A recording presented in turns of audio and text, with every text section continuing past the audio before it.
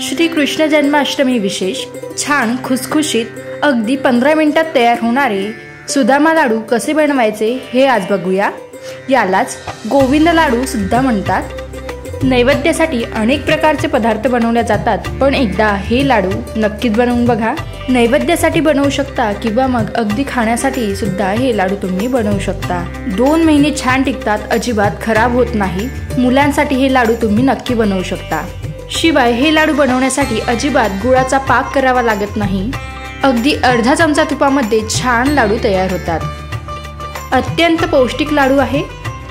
Recipe भरपूर टिप्ससह तुमच्या सोबत शेअर केलेली आहे, त्यामुळे रेसिपी शेवटपर्यंत नक्की बघा। तसेच वैष्णवीज रेसिपी चॅनलवर तुम्ही नवीन असाल तर चॅनलला नक्कीच सबस्क्राइब करा आणि बाजूची बेल आयकॉन देखील क्लिक करा, म्हणजे माझ्या नवीन व्हिडिओच्या नोटिफिकेशन तुम्हाला लगेच मिळतील। चला तर मग वेळ न घालवता रेसिपीला सुरुवात करूया। लाडू बनवण्यासाठी गॅसवरती एक कढई गरम करण्यासाठी ठेवलेली आहे आणि घेतलेली सर्व जिन्नस आपण घरातील एकाच वाटीने मोजून घेणार आहोत। इथे आपण 1 वाटी जाड पोहे घेतलेले आहे। वजनी प्रमाण म्हणसाल तर साधारणतः 150 ग्राम आहे। नेहमीचे आपण कांदे पोह्यासाठी जे पोहे वापरतो तेच पोहे आपल्याला इथे घ्यायचे आहे। कोणत्याही किराणा स्टोअरमध्ये तुम्हाला अगदी सहज उपलब्ध होईल। तुमच्याकडे जर पातळ पोहे असेल तर तुम्ही ते सुद्धा वापरले तरी चालेल। आता पोहे आपल्याला मोठ्या आचेवर साधारणतः 2 ते 2.5 मिनिटे छान भाजून घ्यायचे आहे। चमचाने अगदी तळापासून हलवून घेत हे पोहे आपल्याला छान भाजून घ्यायचे आहे। पोह्यातील ओलावा किंवा मॉइश्चर निघेपर्यंत हे आपण भाजून घेऊ। असे पोहे भाजून घेतले की मिक्सरला याची छान पावडर होते आणि लाडू टिकायला सुद्धा मदत होते। पोहे भाजता भाजता छान आकसले जातात। साधारणतः 2 ते 2.5 मिनिटे हे आपल्याला मोठ्या आचेवरच भाजून घ्यायचे आहे। पोहे आपण अगदी मोठ्या आचेवरच तळापासून ढवळत 2 ते 2.5 मिनिटे छान भाजून घेतलेले आहे। हाताने असं चुरून बघू तर छान असा मस्त कुरकुरीत आवाज येत आहे, म्हणजे आपले पोहे छान भाजल्या गेलेले आहेत। पोह्याचा रंग जास्त असा बदलू द्यायचा नाही, हलक्याशा सोनेरी रंगावर हे आपण भाजून घेतलेले आहे। आता एका प्लेटमध्ये हे पोहे आपण काढून घेऊया। छान असं पसरून घ्यायचं आणि पंख्याखाली थंड होण्यासाठी ठेवून द्यायचं आहे। आता घेतलेल्या वाटीच्या प्रमाणात त्याच कढईमध्ये अर्धी वाटी शेंगदाणे आपण घेतलेले आहेत। वजनी प्रमाणात हे 100 ग्रॅम शेंगदाणे आहेत। जर तुम्हाला शेंगदाणे आवडत नसतील तर तुम्ही अर्धी वाटी बदाम सुद्धा घेऊ शकता किंवा मग मिक्स ड्रायफ्रूट सुद्धा घेऊ शकता। आता शेंगदाणे आपल्याला छान 2 ते 3 मिनिटे अगदी मध्यम आचेवर हे आपल्याला भाजून घ्यायचे आहेत। शेंगदाण्याची टरफलं छान अशी सुटायला लागली की आपल्याला शेंगदाणे भाजणं बंद करायचे आहेत। शेंगदाणे भाजून झाले की एका प्लेटमध्ये काढून घेऊया। पंख्याखाली थंड करायला ठेवून देणार आहोत। आता सारख्याच वाटीने पाव वाटी सुकं खोबरं आपण घेतलेलं आहे। वजनी प्रमाण म्हणसाल तर साधारण 50 ग्राम आहे। हे लाडू करण्यासाठी सुकं खोबरेच वापरायचं आहे, त्यामुळे लाडू टिकण्यास मदत होते। तर खोबरं आपण इथे भाजून घेऊया। खोबरं भाजून घ्यायला फार वेळ लागत नाही, साधारण मिनिटभरामध्येच खोबरं छान भाजलं जातं। सोनेरी रंगावर खोबरं भाजून घ्यायचं आहे।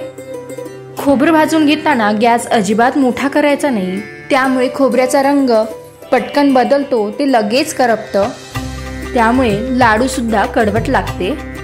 तर मध्यम आचेवरच सोनेरी रंगावर छान असं भाजून घेतलं।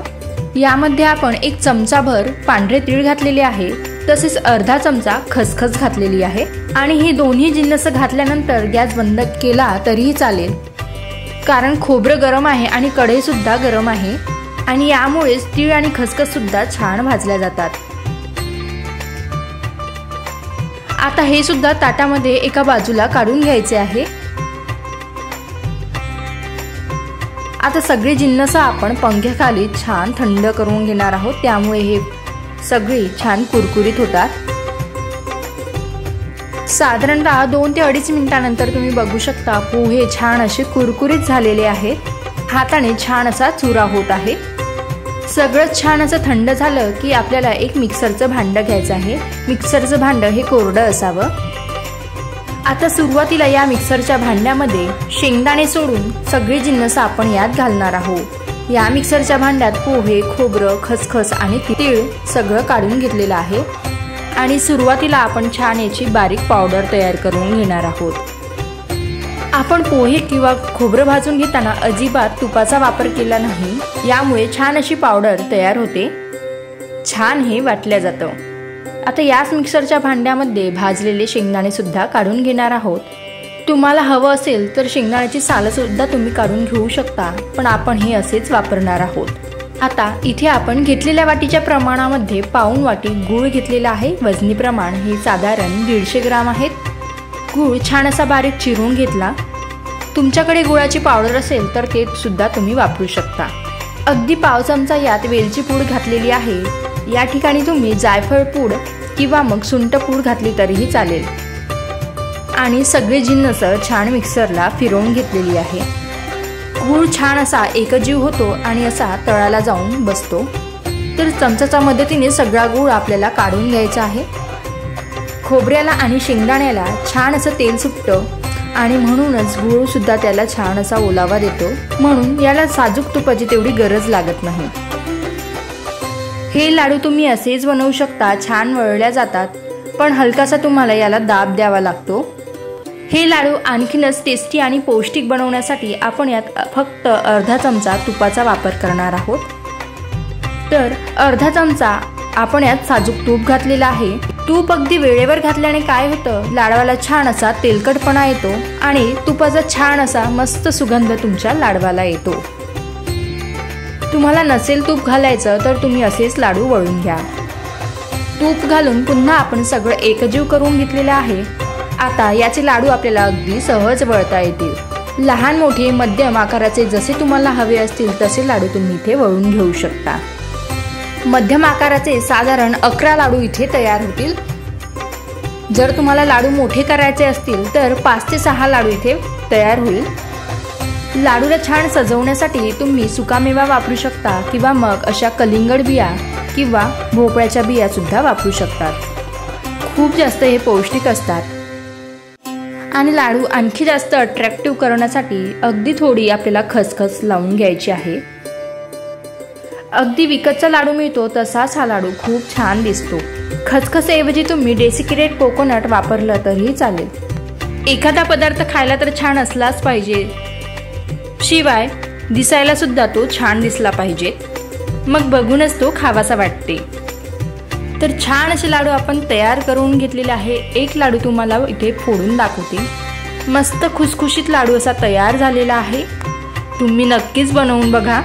तर रेसिपी कशी वाटली, आवडल्यास नक्की करून बघा। तसेच व्हिडिओला लाईक करा, जास्तीत जास्त शेअर करा आणि अशा छान अशा रेसिपीकरिता वैष्णवीज रेसिपीला जरूर सबस्क्राईब करा। पुन्हा भेटूया अशाच एका नवीन व्हिडिओ सोबत, तोपर्यंत धन्यवाद।